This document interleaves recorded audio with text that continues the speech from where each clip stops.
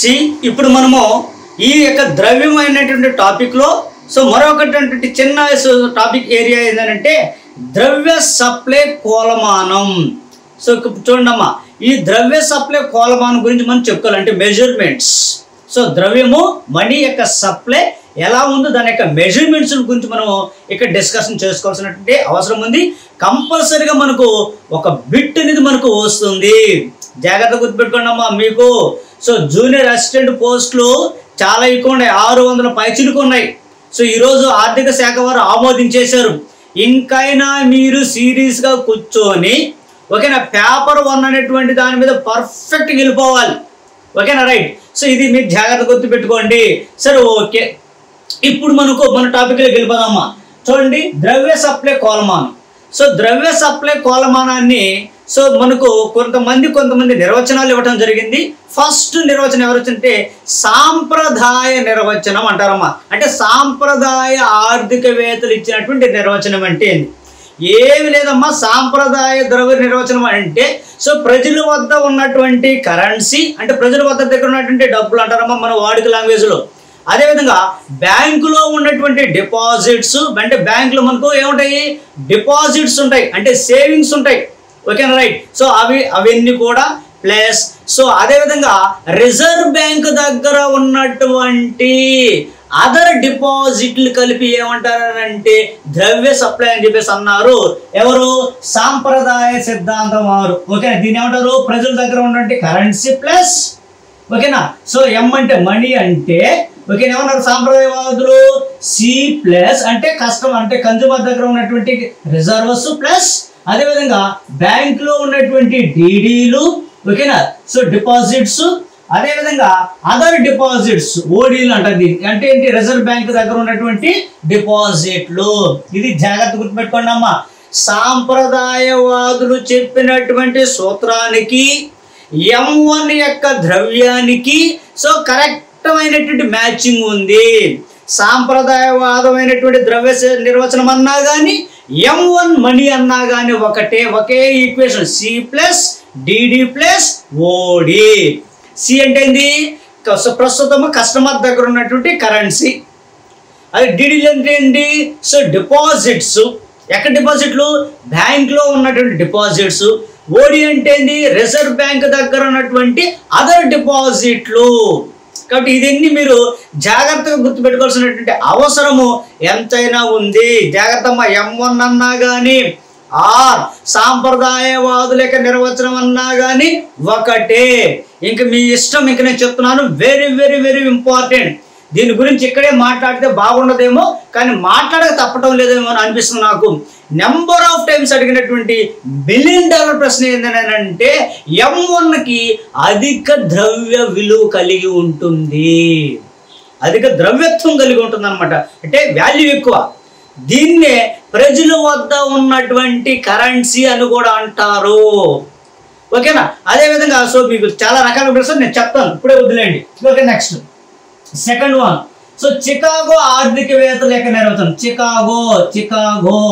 Chicago so ఆర్థికవేత్తల so వీళ్ళ యొక్క వేత్తల యొక్క నిర్వచనం. వీళ్ళు ఎలాంటి నిర్వచనం ఇచ్చారు? ఏం లేదు, దానికి ఎక్సెప్షన్ ఏం లేదు. దీన్నే నూతన నవీన సో ద్రవ్య నిర్వచనం అని కూడా అంటారు దీన్ని. చికాగో ఆర్థికవేత్తలు ఉన్నారు కదా మనకు. సో ఫ్రీడ్ మ్యాన్ వీళ్ళంతా కూడా చికాగో ఆర్థికవేత్తలు ఉంటారు. ఓకేనా. సో వీళ్ళు ఏం చెప్పారు అని అంటే వీళ్ళు కూడా ఏం చెప్పలేదమ్మా. ప్రజల వద్ద ఉన్నటువంటి కరెన్సీ ప్లస్ బ్యాంకులో ఉన్నటువంటి డిపాజిట్స్ ప్లస్ రిజర్వ్ బ్యాంక్ దగ్గర ఉన్నటువంటి అదర్ డిపాజిట్ ప్లస్ టైం డిపాజిట్లు యాడ్ చేయడం జరిగింది. టైం డిపాజిట్ ఫిక్స్డ్ డిపాజిట్ చేయడం మనం లాంగ్ టర్మ్స్కి. సో 5 years నేను ఫిక్స్డ్ డిపాజిట్ చేశాను అంటాం, అది టైం డిపాజిట్స్ ఇవి ఇవ్వమ్మా. కాబట్టి సో దీన్ని సో చికాగో వాళ్ళు ఇచ్చినటువంటి నిర్వచనం అమ్మ దీనికి. ఓకేనా. దీన్ని మరొక పేరు ఏమని పిలుస్తారంటే M3 అని కూడా పిలుస్తారు. దీన్ని M3 అని కూడా పిలుస్తారు. M3 మనీ 3 అని చూపిస్తాను కూడా దీన్ని అని పిలుస్తారు. ఇది మీరు జాగ్రత్తగా గుర్తుపెట్టుకోవాల్సినటువంటి అంశం. చికాగో వాళ్ళు ఇచ్చినటువంటి నిర్వచనానికి సో సరిపోలికను పోల్చని అంటాడు M3. అదేవిధంగా సాంప్రదాయవాదులు ఆర్థికవేత్తలు ఏర్పాటు చేసినటువంటి మరిన్ని నిర్వచనానికి మరొక పేరు అంటే M1. జాగ్రత్త ఇది $1 మిలియన్ ప్రశ్న ఇది. ఓకేనా? రైట్. ఓకే, ఇప్పుడు మనకు చిన్న ఫ్లాష్ బ్యాక్ రెండు నిర్వచనాలు, చక్కటి నిర్వచనాలు వచ్చాయి. ఇక మనం ఫ్లాష్ బ్యాక్ వెళ్ళాలి. మరి చూడండి, నెక్స్ట్ ఏంటి మనకు 1967 సంవత్సరం వరకు మనం మనీ అంటే ఏమని పిలిచేవాళ్ళు అని అంటే జాగ్రత్తగా గుర్తుపెట్టుకోండి. ఓకేనా? C+DD+OD అని పిలిచేవాళ్ళు. తర్వాత 1968 అకాడమిక్ ఇయర్లో ఏం చేశారు? టైం డిపాజిట్లు యాడ్ చేశారు దీనికి. C+DD+OD+, ఓకేనా, టైం డిపాజిట్లు యాడ్ చేయడం జరిగింది. ఓకేనా? చూడండి, ఇది జాగ్రత్తగా గుర్తుపెట్టుకోండి అమ్మా. సో సో మీరు జాగ్రత్తగా ఆలోచించినట్లయితే 1977లో మన ఆర్థికవేత్తలు ఏం చేశారని అంటే దీన్ని మొత్తం మార్చేశారు. సో ఓకేనా? రైట్. చూడండి, సో 1977లో మన యొక్క ఆర్థికవేత్తలు అనేటువంటి వాడు చూడమ్మా, 1977 అకాడమిక్ ఇయర్లో మన ఆర్థికవేత్తలు ద్రవ్య మెజర్మెంట్ ను మార్చేశారు. ఎలా మార్చారు అన్నట్టు వాళ్ళు ఏం చేశారు? M1 and M2 and M3, ఓకేనా, అండ్ M4 గా మార్చారు. ఏ సంవత్సరములో ఆర్థికవేత్తలు ద్రవ్య కొలమానాన్ని M1, M2, M3, M4 గా నిర్వహించారు అని అంటే 1977 అకాడమిక్ ఇయర్లో. అదేవిధంగా ఏ సంవత్సరంలో ద్రవ్యాన్ని ఓన్లీ M1 గా చేశారనంటే 1967. ఓకేనా?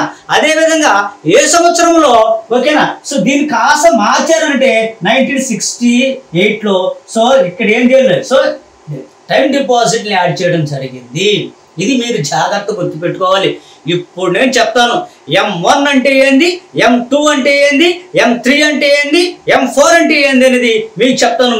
ఇక్కడే మనకు బిట్ అనేది, ఇది మీరు చాలా జాగ్రత్తగా గుర్తుపెట్టుకోవాల్సినటువంటి ఆవశ్యకత ఎంతైనా ఉంది. జాగ్రత్త గుర్తుపెట్టుకోండి అమ్మా. నోటిఫికేషన్స్ అనేటువంటి చాలా ఫాస్ట్గా ఉన్నాయి.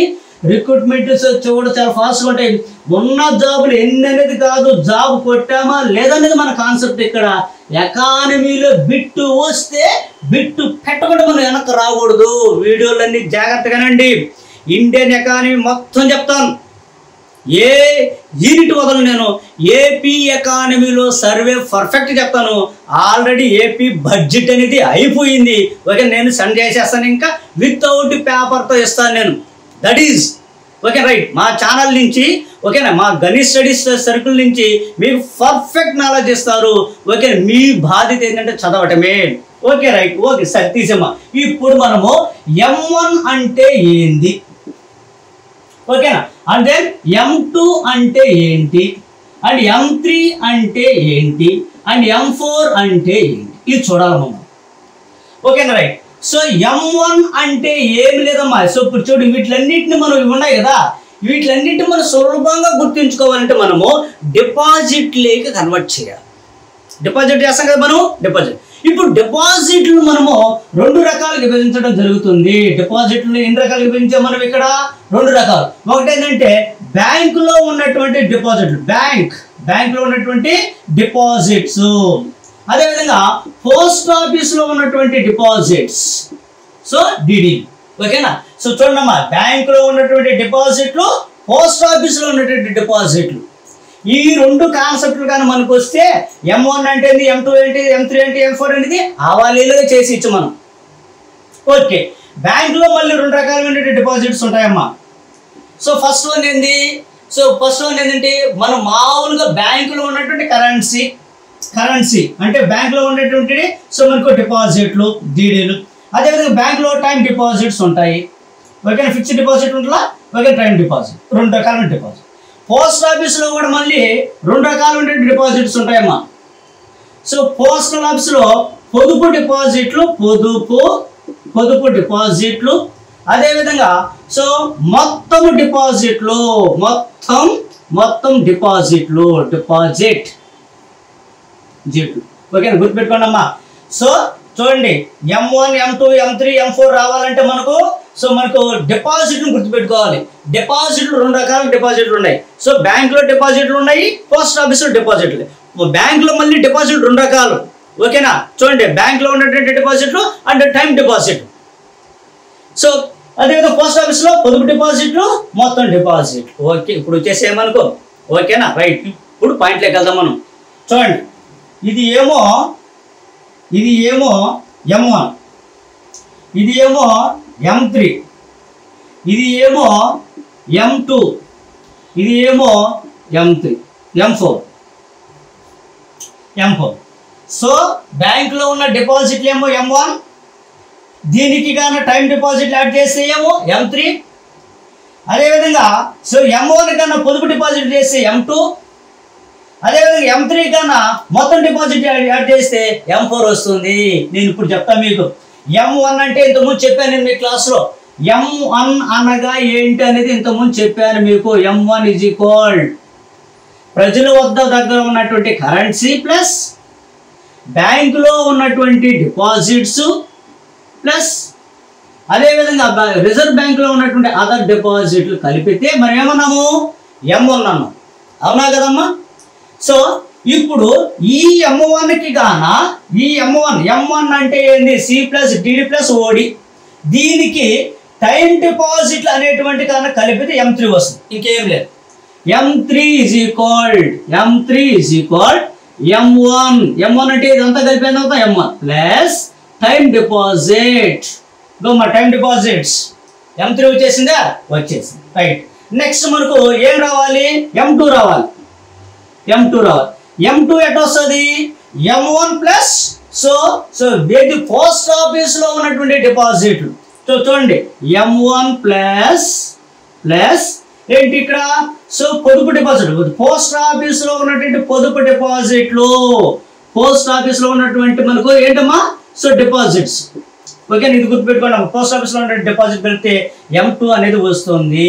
చూడండి, సో M1కి M3కి డిఫరెన్స్ ఏంటి? టైం డిపాజిట్లే కదా.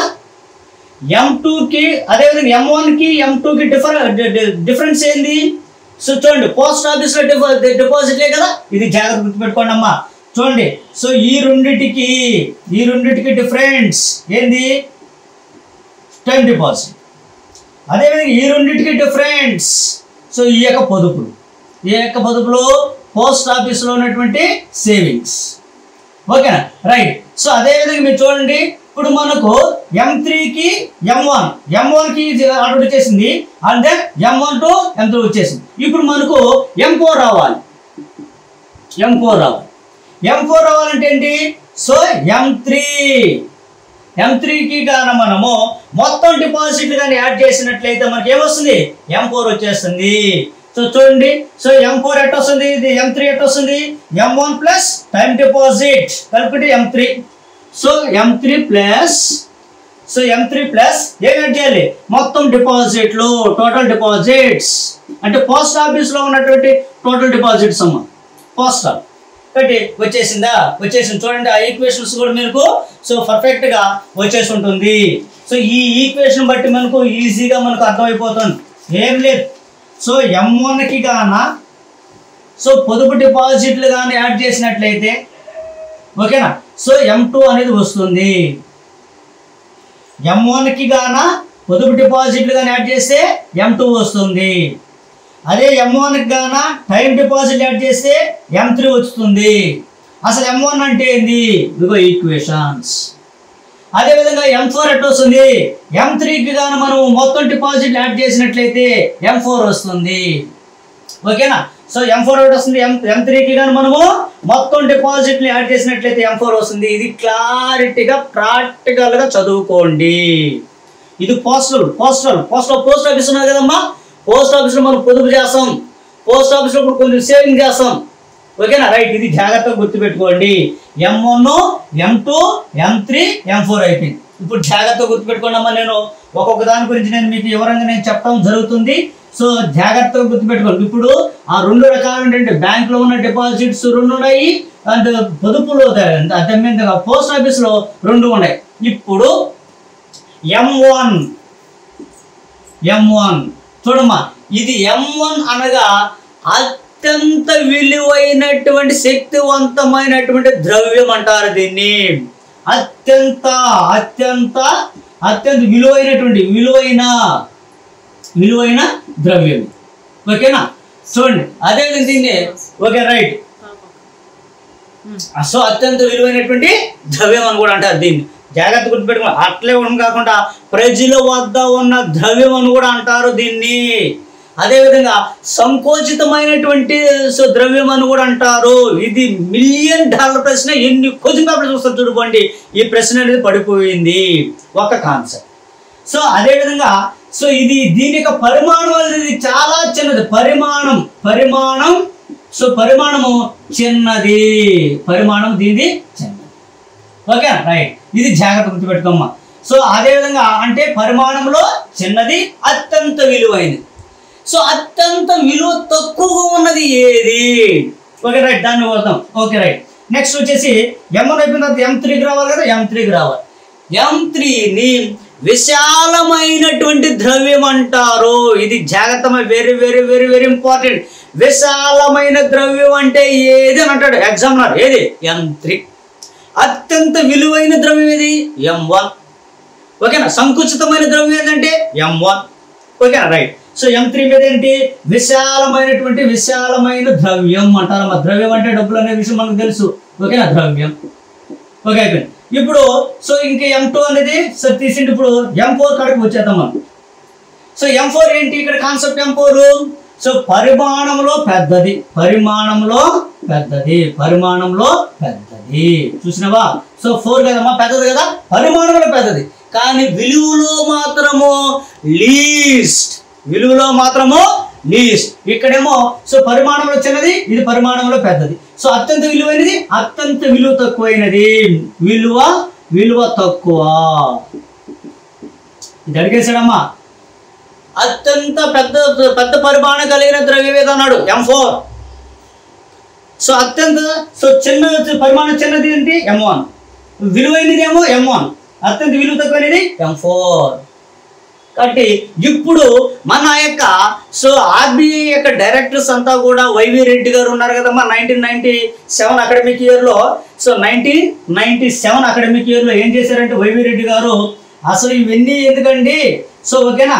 సో M2కి కానీ అండ్ M4కి కానీ ప్రాధాన్యత ఇవ్వాల్సిన అవసరం లేదు, ఇట్లా తీసేసింది అన్నాడు. ఓకేనా? M2కి M4కి ప్రాధాన్యత లేదు. వాళ్ళు కొలవరు. ఎందుకంటే రిజర్వ్ బ్యాంకే కదా ద్రవ్యాన్ని ఫైనల్గా అనలైజ్ చేసేది అధికారం ఎవరికి ఉందంటే రిజర్వ్ బ్యాంక్. అడిగేశాడు 2007లో జేఎల్ జూనియర్ లెక్చరర్ జరిగిన ఎగ్జామ్లో ఈ పాయింట్ అడిగేశాడు. ద్రవ్య విలువని ఫైనల్గా చేసేది ఎవరంటే ఆర్బీఐ. పోస్ట్ ఆఫీసులు చేస్తున్నారు, బ్యాంకింగ్ సంబంధించిందే కాబట్టి బ్యాంకింగ్ మాత్రం చూస్తున్నారు. కాబట్టి బ్యాంకులో ఉన్నది ఏంది? M1 M2 కదా. M1 M2 టైం డిపాజిట్, బ్యాంకులో ఉన్న టైం డిపాజిట్స్, బ్యాంకులో ఉన్నటువంటి ఈ ఈక్వేషన్స్ వీళ్ళే కదా. కాబట్టి బ్యాంకులో డేటా తీసుకున్నారే కానీ పోస్ట్ ఆఫీసుకు సంబంధించిన డేటా తీసుకోలేదు. ఇది చాలా జాగ్రత్తగా గుర్తుపెట్టుకోవాలి అభ్యర్థులు. ఓకేనా రైట్. నేను చాలా క్లారిటీ ఇచ్చేసాను. M4 అనేది చాలా పెద్దది కానీ ఓకేనా అత్యంత విలువ తక్కువ కలిగినది. M1 సో అత్యంత విలువైనది. ఓకేనా? ప్రజలు మనీ అని కూడా అంటారు దీన్ని. ఓకేనా? పరిమాణం అయితే మాత్రం చిన్నది. ఇది జాగ్రత్త గుర్తుపెట్టుకోండి. M3 విశాలమైన ద్రవ్యం. ఎన్ని క్వశ్చన్ పేపర్లు చూస్తారు చూడుకోండి, బిట్లు పడిపోయినాయి. కాబట్టి ఇది మీరు జాగ్రత్త గుర్తుపెట్టుకోండి. అంత మించి ఏం కాదు. సో మీరు భయపడబాకండి, నేనున్నాను. ఎకానమీ మీకు లాస్ట్ వరకు నేను ఉంటాను. ఏ ఛానల్ ఏ పాయింట్ దేని కూడా నేను పే ఛానల్ చేయను. మొత్తం ఫ్రీగా నిలిపోతాయి. ఇది మీరు జాగ్రత్త బాగా చదవండి, జాబ్ కొట్టండి అంతే. ఈ కరోనా కాలంలో ఇన్స్టిట్యూట్లు లేవు. ఓకేనా? ఇన్స్టిట్యూట్లు మీరు సో ఇదే మీరు తీసుకొని మీరు సబ్జెక్ట్ని పెంచుకొని ఓకేనా జాబ్ కొట్టండి. ఎందుకంటే ఏం లేదమ్మా, ఆగస్టు 21st నోటిఫికేషన్ వచ్చేస్తుంది. నోటిఫికేషన్ వచ్చేసిన వెంటనే మీకు టైం ఇవ్వరు. 1 మంత్ ఏం టైం ఇస్తారు. మిగతా అయిపోయింది, దందన అయిపోయింది. ఫాస్ట్గా రిక్రూట్మెంట్ జరిగిపోతుంది. మీరు త్వరగా మీరు జాబ్లోకి వెళ్ళిపోతారు. గవర్నమెంట్ లిస్టులో సంతకం పెడతారు. ఓకేనా right. So okay see next so మరొక అంశానికి వెళ్ళిపోదాం మనం. ఇప్పుడు మన ఆర్థికవేత్తలు ఏం చేశారు? ఆర్బీఐ ఏం చేసిందంటే M1 M2 M3 సో M2ని M4ని ఏం చేసింది? తీసేసింది. మన ఆర్థికవేత్తలు ఏం చేశారు అని అంటే మన RBI reserve bank of India. So చూడండి అమ్మా, reserve bank of India RBI. So RBI చట్టం ఎప్పుడు వచ్చింది? 1934. సో 1934 ప్రకారము చూడమ్మా, సో ఆర్టికల్స్ 22 ప్రకారము మీకు బాగా తెలుసు, ద్రవ్యాన్ని ముద్రించే అధికారం ఎవరికి ఉంది? ఆర్బిఐ. యాక్సెప్టెడ్ 1 రూపీ తప్ప రిమైండర్స్ ఆల్ నోట్స్ అన్ని కూడా ముద్రించే అధికారం ఎవరికి ఉన్నదంటే ఆర్బిఐకి ఉంది. ఏ చట్టం ప్రకారం వచ్చిందంటే 1934. ఓకేనా? సో ఇప్పుడు అమల్లోకి వచ్చిందంటే సో 35 ఉంది, 1935 ఉంది. అది జాగ్రత్త, అది 1935 చట్టం కూడా ఉంది మనకు. మీరు ఈ విషయాన్ని మీరు జాగ్రత్తగా గుర్తుపెట్టుకోవాలి. ఈ ఆర్బీఐ వచ్చినప్పుడు నేను మీకు ఇక్కడ మీకు విపులంగా చెప్తాను. ద్రవ్యం మీద నియంత్రించేది ఎవరు అంటే ఆర్బీఐ, అంతే. ద్రవ్య నియంత్రణ చేస్తే డబ్బులు నియంత్రించేది ఎవరు? ఆర్బీఐ. ఆర్బీఐ అనేది లేకపోతే వ్యాపారం అంటే మార్కెట్, అంతే. సో ఇది జాగ్రత్త గుర్తుపెట్టుకోండి అమ్మా. So okay, right. సో మరొక అంశం ఏంటంటే మనకు ఇక్కడ ఏం చేశారు? L1 ఓకేనా, L2 అండ్ L3గా మనకు ద్రవ్యాన్ని కాల్కులేట్ చేయడం జరిగింది. L1, L2, L3గా కాల్కులేట్ చేయడం జరిగింది మన యొక్క ఆర్బీఐ యొక్క వేతనం. సో L1 అంటే ఏమన్నారంటే పోస్ట్ ఆఫీస్లో ఉన్నటువంటి సేవింగ్స్, అదేవిధంగా మొత్తం సో టోటల్ డిపాజిట్స్ అని చెప్పారమ్మా L1. సో L2 అంటే ఏం చెప్పారు? బ్యాంకులో ఉన్నటువంటి L1 ప్లస్ బ్యాంకులో ఉన్నటువంటి డిపాజిట్స్ ఉన్నాయి కదా, current deposits and other deposits, వీటిని కలిపి L2 అన్నారు. L3 అంటే ఏంటంటే so L2 plus so L3 అంటే సో బ్యాంకేతరమైనటువంటి సంస్థలో ఉన్నటువంటి డిపాజిట్లు అన్నారమ్మా. ఇంకేం లేదు, బ్యాంకేతరమైనటువంటి సో బ్యాంకేతరమైనటువంటి సో సంస్థల దగ్గర ఉన్నటువంటి డిపాజిట్లు అన్నారు, అంతే. ఇంకేమన్నా సో వీటి మీద పెద్దగా ఫోకస్ చేయడు, కానీ M1 సో M3 మీద ఎక్కువ ఫోకస్ చేస్తారు ఎగ్జామినర్. వీటి మీరు జాగ్రత్తగా మీరు చదువుకొని వెళ్ళండి. ఓకేనా, రైట్. సో మరొక అంశం ఏంటి అంటే మీరు జాగ్రత్తగా గుర్తుపెట్టుకోండి. ఇప్పుడు ఇంకా మనం ఎక్కడికి వెళ్ళాలి? సో ఇప్పుడు చూడమ్మా, అత్యంత శక్తివంతమైన ద్రవ్యం, రిజర్వ్ ద్రవ్యం, హై పవర్ ద్రవ్యం అంటే ఏంది అని అంటే జాగ్రత్తగా గుర్తుపెట్టుకోండి అమ్మా. దీనినే సో ప్రజల వద్ద ఉన్న మనీ అని అంటారు, లేదా బ్యాంకుల్లో ఉన్న డిపాజిట్లు అంటారు, లేదా రిజర్వ్ బ్యాంక్ దగ్గర ఉన్నటువంటి అదర్ డిపాజిట్లు అంటారు. ఇది ఎన్నిసార్లు అడిగాడు ఈ బిట్ని? డిఎల్ 2007లో జరిగినటువంటి ఎగ్జామ్లో, డిగ్రీ లెక్చరర్స్ ఎగ్జామ్లో అడిగిన బిట్ మీద. డిగ్రీ లెక్చరర్ పోస్ట్ అంటే మామూలు పోస్ట్ కాదు కదా, అది గ్రూప్ 2 స్థాయి పోస్ట్ అన్నది. కాబట్టి మీరు ఇలా జాగ్రత్తగా చదువుకుంటూ వెళ్ళిపోవాలి. ఓకేనా, రైట్. ఇంకే టెన్షన్ పడాల్సిన అవసరము లేదు. ఓకే, సో మరొక అంశంలోకి, ఈ అంశంకి క్రోనాలజికల్గా మరొక అంశంకి వెళ్దాము. ఆ అంశం మీద ఎప్పుడు పెట్టే మనకు ఆ వచ్చినే టాపిక్ ఏదంటే ద్రవ్య ప్రసార వేగం. ద్రవ్య ప్రసార వేగం. ఓకేనా, ద్రవ్య ప్రసార వేగం. చూడమ్మా, ద్రవ్య ప్రసార వేగం. చూడండి, సో ఎలాసిటీస్, ద్రవ్య ప్రసార వేగం. ఏంటి ద్రవ్య ప్రసార వేగము? సో చూడండి, జాగ్రత్త గుర్తుపెట్టుకుని, ద్రవ్య ప్రసార వేగం అంటే ఏమీ లేదమ్మా. సో అమౌంట్ ఉన్నది. ఇప్పుడు ద్రవ్యము వస్తువు కొనుగోలు టైంలో ఆ మనీ అనేటువంటిది అంటే ద్రవ్యం అనేది ఎంతమంది చేతిలో మారుతుందో తెలియపరిచేదే ద్రవ్య ప్రసార వేగం. ఇప్పుడు నేను ఉన్నానమ్మా, సో ఒక వస్తువుని కొన్నాను అమౌంట్ ఇచ్చి, ఆ అమౌంట్ వెంటనే ఫాస్ట్ ఇంకొకరి దగ్గరికి వెళ్తాడు. అతను ఏం చేస్తాడు? అతను కొనుక్కున్న వచ్చిన దగ్గరికి అతనికి ఇస్తాడు. అతను చేస్తాడు, అతను ఎవరి దగ్గర అయితే కొన్నాడు అతనికి ఇస్తాడు. ఇట్లా ఫాస్ట్గా సర్క్యూట్ అవుతాడు అమౌంట్. ఇప్పుడు సపోజ్ నాకు శాలరీ వచ్చింది, 50,000 శాలరీ వచ్చింది నాకు. ఇమ్మీడియట్లీ నేను ఏం చేస్తాను? ప్రొవిజనల్ ఇచ్చేస్తాను, రెంట్ ఇచ్చేస్తాను, అంతే. ఆయిల్ అంటే ఇవన్నీ గుర్తు చేసుకుంటాను అనమాట. అంటే ఫాస్ట్గా అవుతుంది, సర్క్యూట్ అయిపోయింది. వాళ్ళు ఏం చేస్తారు? వాళ్ళు తెచ్చుకున్న దగ్గర వాళ్ళు ఇచ్చేస్తారు. వాళ్ళు ఏం చేస్తారు? వాళ్ళ దగ్గర తెచ్చుకున్నారు, మళ్ళీ రీసర్కిల్. ఓకే, ఏ విధంగా జరుగుతుంది? కాబట్టి దాన్ని ద్రవ్య ప్రసార వేగం అంటారు. ద్రవ్య ప్రసార వేగానికి ప్రసారం అంటే ద్రవ్యం ఫాస్ట్గా వేగంగా ఒకరి నుంచి ఇంకొకరికి సర్క్యూట్ అవ్వాలని అంటే అనేక అంశాలు ప్రభావితం చేస్తాయి. ఫస్ట్ వన్, పరపతి సంస్థలు. చూడమ్మా, అనేక సో అంశాలు ద్రవ్యాన్ని భయంకరమైన ప్రసార వేగవంతం చేస్తాయి. ఫస్ట్ వన్ వచ్చేసి పరపతి సంస్థలు. పరపతి సంస్థలు అంటే మీకు తెలుసు అంటే ఏంటి? బ్యాంక్స్. పరపతి సంస్థలు. సో పరపతి సంస్థలు ఏంటి? పరపతి సంస్థలు అంటే బ్యాంక్స్. బ్యాంకులు చూడండి, రూరల్ బ్యాంకులు ఉన్నాయి, మండలాల లెవెల్లో బ్యాంకులు ఉన్నాయి, జిల్లా లెవెల్లో బ్యాంకులు ఉన్నాయి, మెట్రోపాలిటన్ సిటీలో బ్యాంకులు విరివిగా ఉండటం వల్ల బ్యాంక్ వాళ్ళు ఏం చేస్తారు, సో ఎవరికైతే ఎలిజిబుల్ ఉంటే వాళ్ళకందరికీ లోన్ విరివిగా ఇస్తారు. వాళ్ళు ఏం చేస్తారంటే వాళ్ళు విరివిగా వాళ్ళకి కావాల్సిన వస్తువులు కొంటారు. వాళ్ళు ఏం చేస్తారంటే వాళ్ళు ఏ వస్తువులకు అధిక డిమాండ్ ఉందో మార్కెట్లో ఆ వస్తువులు తీసుకొచ్చి మార్కెట్లో పెడతారు. అంటే ద్రవ్యం అనేది ఫాస్ట్గా వెళ్ళిపోతుంది. అంటే ద్రవ్య ప్రసార వేగం ఫాస్ట్ కావాలంటే బ్యాంకులు అనేది ఉండవు. బ్యాంకులు లేకపోతే డబ్బులు ఎంత వేగంగా మారుతుంది, ఒకరి నుంచి ఇంకొకరికి మారే అవకాశమే లేదు. ఇది ఒక కారణం. సో అదేవిధంగా చూడండి, సో నగద చెల్లింపులు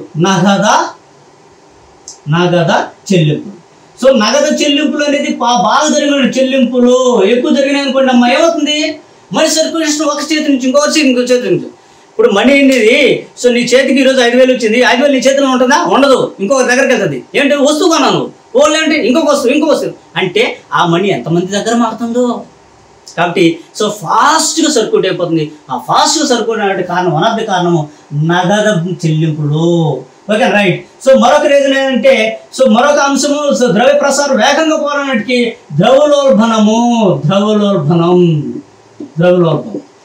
ద్రవ్యోల్బణ కాలంలో ద్రవ్యము చాలా ఫాస్ట్గా ఒక చేతి నుంచి ఇంకో చేతికి మారిపోతూ ఉంటుంది, ఎక్కువ అమౌంట్. ఎందుకంటే ఒక వస్తువు యొక్క ధర ఇప్పుడు ఆయిల్ ప్యాకెట్ ఉందమ్మా 150 రూపాయలు. ఏంటి 150 రూపాయలు వెళ్ళిపోయింది నా నుంచి ఫాస్ట్గా. సో నాకు ఆయిల్ ప్యాకెట్ వచ్చేస్తుంది. ఓకే. అదే ప్రతి ద్రవ్యోల్బణ కాలంలో ఆయిల్ అనేది తక్కువ రేట్ అన్నమాట. ద్రవ్యోల్బణం అంటే ధరలు ఎక్కువగా ఉంటుంది, ప్రతి ద్రవ్యోల్బణం ధరలు తక్కువ ఉంటుంది. ధరలు తక్కువ ఉంటే ఆయిల్ రేట్ అంటే 100 రూపాయలు, 100 రూపాయలు అయిపోయింది నాకు నుంచి. అది ద్రవ్యోల్బణం కలిగితే సో 150 రూపాయలు ఆయిల్ ప్యాకెట్ లేదా 200 రూపాయలు ఆయిల్ ప్యాకెట్ 200 రూపాయలు వెళ్ళిపోయింది నా చేతిలో నుంచి. అంటే ఫాస్ట్గా వెళ్ళిపోయింది కదా, ఎక్కువ మొత్తం వెళ్ళిందా లేదా, 200కి వెళ్ళింది అన్నమాట. చూసారా ఇలా అమ్మా, ఇదొక కారణమా కాదా? సో ఇదొక కారణం. అదేవిధంగా మాంద్యము, ఆర్థిక మాంద్యం. సో ఆర్థిక మాంద్యం టైంలో ద్రవ్య ప్రసార వేగం తక్కువగా ఉంటుంది. ధరలు పడిపోతాయి, కొనేవాళ్ళు లేరు, డబ్బులు లేవు కాబట్టి కొనేవాళ్ళు లేరు, అమౌంట్ లేవు, కొనేవాళ్ళు లేకపోతే ఏమవుతుంది ఫాస్ట్గా పోతుంది, ప్రవాహం లేదు, మనీ ప్రవాహం ఫాస్ట్గా పోదు. ఈ అంశాన్ని కూడా జాగ్రత్తగా గుర్తుపెట్టుకోవాలి. ఓకేనా రైట్. అదేవిధంగా మరొక అంశం ఏంటంటే చూడమ్మా, సో ద్రవ్యం అనేది ప్రసారం ఫాస్ట్గా పోవాలని అంటే పరిశ్రమలు అనేటువంటివి అభివృద్ధి చెందాలి. సో పరిశ్రమల అభివృద్ధి. సో చూడమ్మా, మీకు పరిశ్రమల అభివృద్ధి జరిగకపోతే ఏమవుతుంది, ఎంప్లాయ్మెంట్ పెరుగుతుంది. ఎంప్లాయ్మెంట్ పెరిగితే ఎంప్లాయ్కి ఏమవుతుంది, శాలరీ వస్తాయి. శాలరీ వస్తే వచ్చిన వెంటనే వాడు కావాల్సిన వస్తువులన్నీ కొంటాడు. అంటే వచ్చిన డబ్బులు వెంటనే ఇంకో చేతిలోకి వెళ్ళిపోతుంది. వాళ్ళు తెచ్చిన దగ్గరికి చేస్తారు, వాళ్ళు ఇంకో దగ్గరికి. చూసినావా ద్రవ్యం ఎంత ఫాస్ట్గా ప్రసారం అవుతుందో, వేగంగా అవుతుందా లేదా? అటు ఒక చేతిని ఇంకో చేతి ఫాస్ట్ వెళ్ళిపోతుంది. ఉంటుందా? ఉండదు. ఓకే, ఇది జాగ్రత్త అమ్మా. సో మరొక అంశం ఏంటంటే రవాణా పెరుగుదల. సో ఎప్పుడైతే రవాణా పెరుగుదల జరుగుతుందో ద్రవ్య ప్రసారం వేగం అనేది చాలా ఫాస్ట్గా వస్తుంది. రవాణా వేగం అంటే ఏంటి, ఈరోజు మార్కెట్లో బైకులు ఉన్నాయి, కార్లు ఉన్నాయి, లారీలు ఉన్నాయి, బస్సులు ఉన్నాయి, ఏరోప్లేన్ ఉన్నాయి. సో ట్రైన్ కూడా డీజిల్ ఇంజన్స్ ఉన్నాయి కదా, అవునా కదమ్మా, ఉన్నాయి. చూడండి ఇవన్నీ కూడా వీటికన్నిటికీ ఆయిల్ కావాలి, పెట్రోల్ కావాలి కదా. సో పెట్రోల్ షాప్ కడిపోతాడు, వాళ్ళు గడుచుకుంటారు. వాళ్ళు అంటే ఇప్పుడు వాహనాలు పెరిగే కొద్దీ కూడా ఏమవుతుంది, వాహనాలు కొంటున్నాం అంటే డబ్బులు వెళ్ళిపోతున్నాయి ఫాస్ట్, ఒకదానికి కోర్ బిజినెస్ అవుతుందా లేదా? అదేవిధంగా ప్రసార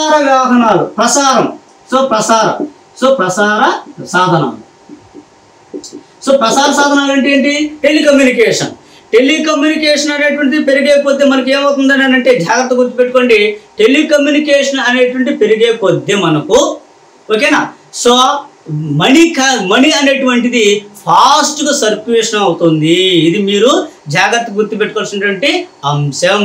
ఓకేనా, జాగ్రత్త అమ్మా. ఎట్లా, సో టెలికమ్యూనికేషన్ వాడు ఏం చేస్తాడు, సో కోట్ల రూపాయలు పెట్టి ఇన్వెస్ట్మెంట్ పెట్టి టెలికమ్యూనికేషన్ టవర్స్ అన్ని పెట్టేస్తుంటారు. టవర్స్ పనిచేసేదానికి సో లేబర్స్ చేస్తారు, లేబర్ వెళ్ళి అక్కడ పనిచేస్తే వాళ్ళకి అమౌంట్లు వస్తాయి, మళ్ళీ ఖర్చు పెడతా ఉంటారు. ఇట్లా ద్రవ్యం అనేది ఫాస్ట్ ఒకరి నుంచి ఇంకొకరికి సో సర్క్యులేషన్ అనేది జరుగుతూ ఉంటుంది. ఇది జాగ్రత్తగా గుర్తుపెట్టుకోవాలి. సో మీకు బాగా తెలుసు ఎంత ఫాస్ట్ ఒక చేతి నుంచి ఇంకొక చేతికి మారుతుంది అనేది.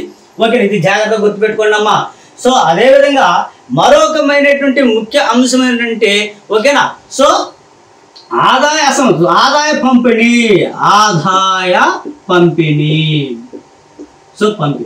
సో ఆదాయ పంపిణీ. సో అందరికీ ఆదాయం పెరిగే కొద్దీ ద్రవ్య ప్రసారం ఏమవుతుంది, ఫాస్ట్గా పెరుగుతుంది. అందరికి ఆదాయం పెడితే అందరూ పోయి వస్తువులు కొంటారు. అందరూ వస్తువులు కొంటే వాడేం చేస్తాడు, మళ్ళీ అగైన్ రీసర్క్యులేషన్ జరుగుతుంది. అదే ఇద్దరి మధ్య ఆదాయ అసమానత తక్కువగా ఉంటే ద్రవ్య ప్రసారం ఏమవుతుంది, తగ్గిపోతుంది. అతనికేమో 100 కోట్లు ఉన్నాయి, ఊర్లో ఒకటికే 100 కోట్లు ఉన్నాయి, మిగతా వాళ్ళందరికీ డబ్బులే లేవు అనుకోండి. ద్రవ్య ఫాస్ట్ ప్రసారం అవుతుందా, అవే అవకాశమే లేదు. అసలు డబ్బులు ఉంటే కదా ప్రసారం అవుతుంది, ఒక చేతికి ఇంకొక చేతికి. డబ్బులు లేకపోతే ప్రసారం. కాబట్టి సో ఆదాయ పంపిణీ అనేది సో ఈక్వల్ అందరికి సమానంగా పంపిణీ అయినట్టయితే సో ఎక్కువ ఖర్చు పెడతారు. అంటే ఒక చేతి నుంచి ఇంకొకరికి మారుతూ ఉంటుంది అమౌంట్. ఇది జాగ్రత్తగా గుర్తుపెట్టుకోండి, ఓకేనా. ఆదాయ అసమానం. అదేవిధంగా వేతన విధానాలు. సో వేతన విధానాలు చూడమ్మా. వేతనం సో వేతనం గాన రోజుకి ఇచ్చేసాడు అనుకోండి. ఈ రోజు పనికి వెళ్ళాడు అతను లేబర్, ఈరోజు 500 రూపాయలు అతనికి ఇచ్చేసాడు, వెంటనే వస్తాడు, అతనికి కావాల్సినటువంటి అన్ని వేసేసుకునేసి ఇంటికి వెళ్ళిపోతాడు హ్యాపీగా అనమాట, ఓకేనా. ఫాస్ట్గా కష్టపడ్డాడు, ఫాస్ట్గా డబ్బులు వచ్చినాయి, ఫాస్ట్ గజ్జి పెట్టేశాడు. చూడండి ఎంత ఫాస్ట్గా వెళ్ళిపోయిందో. అతని చేతికి వచ్చింది, అతను ఇంకో చేతిలోకి ఇచ్చేసాడు, అట్లా అనమాట. అదే వేతనం అనేది స్లో అయింది అనుకోండి, సరే ఒక వారం తర్వాత ఇస్తాలేవా నీకు వేతనం అన్నాడు అనుకోండి, ఏమవుతుంది, ప్రసార వేగం ద్రవ్యం అంటే డబ్బులు. సో ప్రసార వేగం ఏమవుతుంది, తగ్గిపోతుంది, వేగం అనేది తగ్గిపోతుంది. సో కాబట్టి ఇతను డబ్బులు లేకపోతే ఇతను కొనకపోతే అంటే వేగం అనేది తగ్గిపోయింది, ఓకేనా. అదేవిధంగా చూడండి మీరు జీతాలు అనేటువంటివి పెరిగే కొద్దీ ద్రవ్యం యొక్క ప్రవాహం ఏమైపోతుంది, పెరిగిపోతుంది. జీతాలు అనేటువంటి టైం టు టైం ఇచ్చేసాడు. 1వ తరగతి రాగానే నాకు జీతాలు ఇచ్చేసాడు, వచ్చాడు, జీతం వచ్చింది, వెంటనే నువ్వు ఏం చేస్తున్నావు, ప్రయోజనాలు కావాలి, ప్రయోజనాలు కొని అన్ని కొనేసావు. కాబట్టి ద్రవ్య ప్రసారం ఫాస్ట్గా వచ్చింది, ఫాస్ట్గా వెళ్ళిపోయింది. సో ఇవన్నీ అంశాలు, ఈ అంశాలు ద్రవ్య ప్రసారాన్ని వేగవంతం చేస్తాయి.